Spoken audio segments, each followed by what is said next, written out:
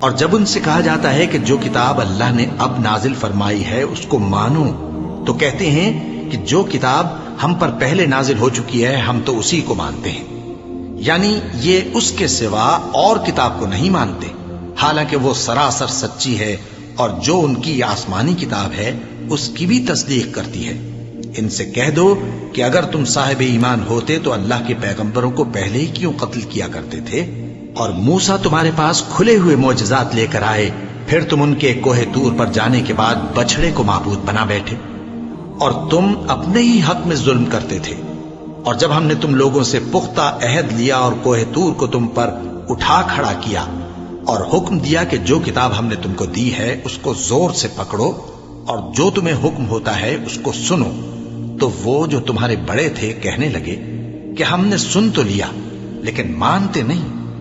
اور ان کے کفر کے سبب بچڑا گویا ان کے دلوں میں رچ گیا تھا۔ اے پیغمبر ان سے کہہ دو کہ اگر تم مومن ہو تو تمہارا ایمان تم کو بری بات بتاتا ہے۔ کہہ دو کہ اگر آخرت کا گھر اور لوگوں یعنی مسلمانوں کے لیے نہیں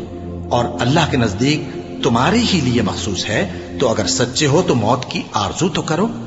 اور ان اعمال کی وجہ سے جو ان کے ہاتھ آگے بھیج چکے ہیں یہ کبھی اس کی آرزو نہیں کریں گے، اور اللہ ظالموں سے خوب واقف ہے۔ اور ان کو تم اور لوگوں سے زیادہ زندگی کے حریص دیکھو گے، یہاں تک کہ مشرکوں سے بھی بڑھ کر۔ ان میں سے ہر ایک یہی خواہش کرتا ہے کہ کاش وہ 1000 برس جیتا رہے، مگر اتنی لمبی عمر اس کو مل بھی جائے تو اسے عذاب سے تو نہیں چھڑا سکتی، اور جو کام یہ کرتے ہیں اللہ ان کو دیکھ رہا ہے۔ کہہ دو کہ جو شخص جبرائیل کا دشمن ہو اس کو غصے میں مر جانا چاہیے، کیونکہ اس نے تو یہ کتاب اللہ کے حکم سے تمہارے دل پر نازل کی ہے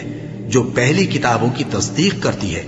اور ایمان والوں کے لیے ہدایت اور بشارت ہے۔ جو شخص اللہ کا اور اس کے فرشتوں کا اور اس کے پیغمبروں کا اور جبرائیل اور میکائیل کا دشمن ہو تو ایسے کافروں کا اللہ دشمن ہے۔ اور ہم نے تمہارے پاس سلجھی ہوئی آیتیں ارسال فرمائی ہیں، اور ان سے انکار وہی کرتے ہیں جو بدکردار ہیں۔ ان لوگوں نے جب اللہ سے کوئی عہد کیا تو ان میں سے ایک فریق نے اس کو کسی چیز کی طرح پھینک دیا۔ حقیقت یہ ہے کہ ان میں اکثر بے ایمان ہیں، اور جب ان کے پاس اللہ کی طرف سے پیغمبر آخر الزمان صلی اللہ علیہ وآلہ وسلم آئے اور وہ ان کی آسمانی کتاب کی تصدیق بھی کرتے ہیں، تو جن لوگوں کو کتاب دی گئی تھی ان میں سے ایک جماعت نے اللہ کی کتاب کو پیٹ پیچھے پھینک دیا، گویا وہ جانتے ہی نہیں، اور ان چیزوں کے پیچھے لگ گئے جو سلیمان کے عہد سلطنت میں شیاطین پڑھا کرتے تھے۔ اور سلیمان نے مطلق کفر کی بات نہیں کی، بلکہ شیطان ہی کفر کرتے تھے کہ لوگوں کو جادو سکھاتے تھے، اور وہ یعنی بنی اسرائیل ان باتوں کے بھی پیچھے لگ گئے جو شہر بابل میں 2 فرشتوں یعنی ہاروت اور ماروت پر اتری تھی، اور وہ دونوں کسی کو کچھ نہیں سکھاتے تھے جب تک یہ نہ کہہ دیتے کہ ہم تو ذریعہ آزمائش ہیں، تم کفر میں نہ پڑو۔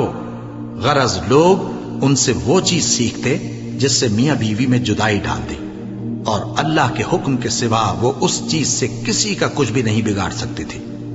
اور کچھ ایسے منتر سیکھتے جو ان کو نقصان ہی پہنچاتے اور فائدہ کچھ نہ دیتے، اور وہ جانتے تھے کہ جو شخص ایسی چیزوں یعنی سحر اور منتر وغیرہ کا خریدار ہوگا اس کا آخرت میں کچھ حصہ نہیں، اور جس چیز کے عوض انہوں نے اپنی جانوں کو بیچ ڈالا وہ بری تھی، کیا اچھا ہوتا جو وہ اس بات کو جانتے۔ اور اگر وہ ایمان لاتے اور پرہیزگاری کرتے تو اللہ کے ہاں سے بہت اچھا صلہ ملتا، کیا اچھا ہوتا جو وہ اس سے واقف ہوتے۔